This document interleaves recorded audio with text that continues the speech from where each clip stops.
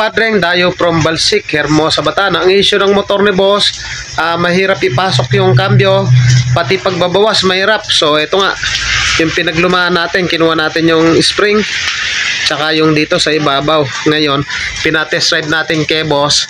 So yan, interview natin. Nung una boss, anong dating? Ayaw pumasok. Ayaw pumasok talaga. O ngayon, nung tinesting mo, Lambot. malambot na, edi okay na. Na.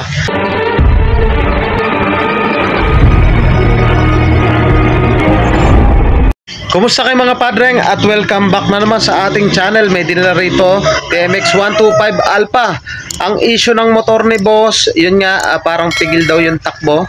Nakita namin dito sa kanyang air cleaner, barado na yung kanyang air cleaner. Tapos dito sa barbula tukod, stock up na yung fuel mixture niya dun sa kanyang carburetor.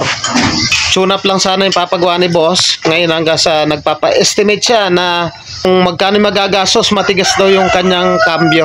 May dating daw na minsan ayaw pumasok. So ayusin natin yan kay boss. Bibigyan natin siya ng mga materyales para masolusyonan yung problema niya. Matagal na ba to boss na ganon? May dating ba na pagkambyo ayaw pumasok? O yun, may dating na kumakambyo naman minsan ayaw pumasok. So tanggalin lang natin yung clutch side.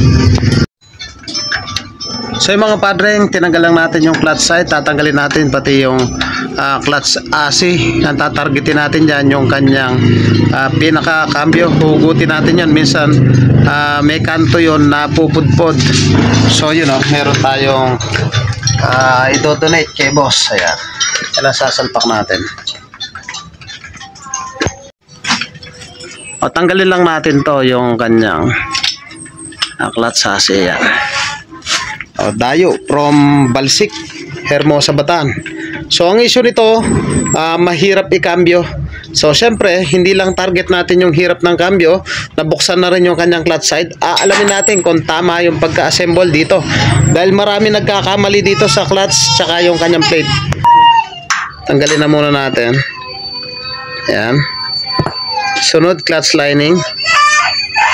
So pansin nyo yung lining, merong numero yan o letra. Baliktarin natin sa kabila.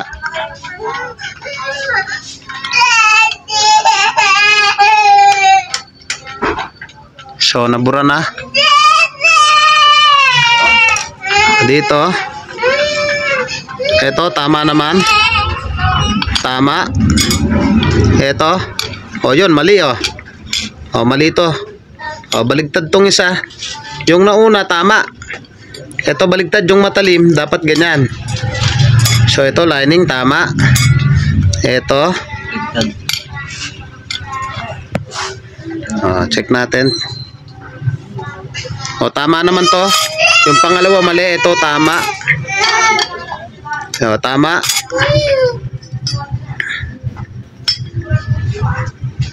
O ito mali. Lagi yung may tatak na yan sa labas. So yung pangalawang plate, siya yung mali.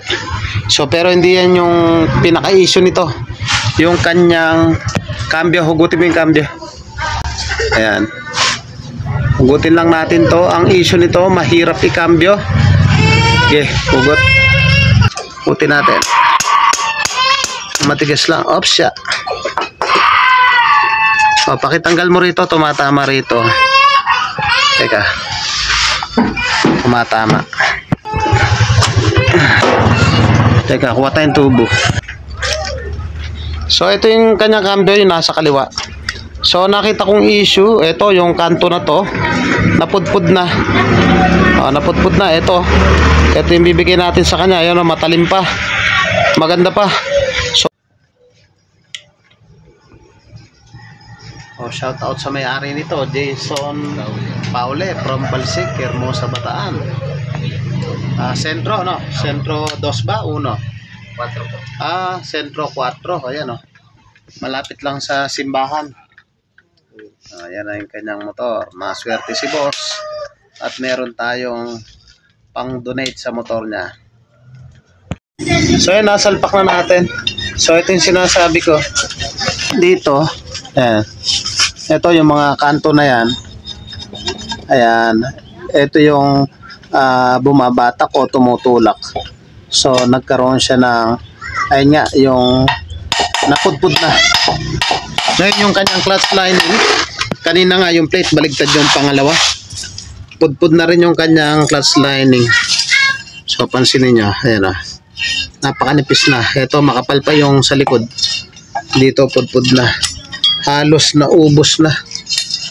So ito medyo makapal pa. Hindi pantay yung ubos. Ito. So magpapalit na tayo para minsanan. So naglilinis lang ng gasket. So salpakan na yan. Padreng, dayo from Balsik, Hermosa, Bataan. Ang issue ng motor ni boss, mahirap ipasok yung cambio, pati pagbabawas mahirap. So ito nga, yung pinaglumaan natin, kinuha natin yung spring, tsaka yung dito sa ibabaw. Ngayon, pinatest drive natin kay boss. So yan, interview natin. Nung una boss, anong dating? Ayaw pumasok. Ayaw pumasok talaga. O ngayon, nung tinesting mo, Lambot. malambot na, edi okay na. Ayan, nakalibre si boss ng materyales. Mga padreng, kung nagustuhan mo yung ganitong tutorial at bago ka pa lang sa akin channel, huwag niyo pong kalimutan na paki-like, paki-subscribe at paki-hit na rin po yung notification bell para updated po kayo sa mga videos na kagaya nito. Thank you po sa inyo. God bless at mabuhay po kayo.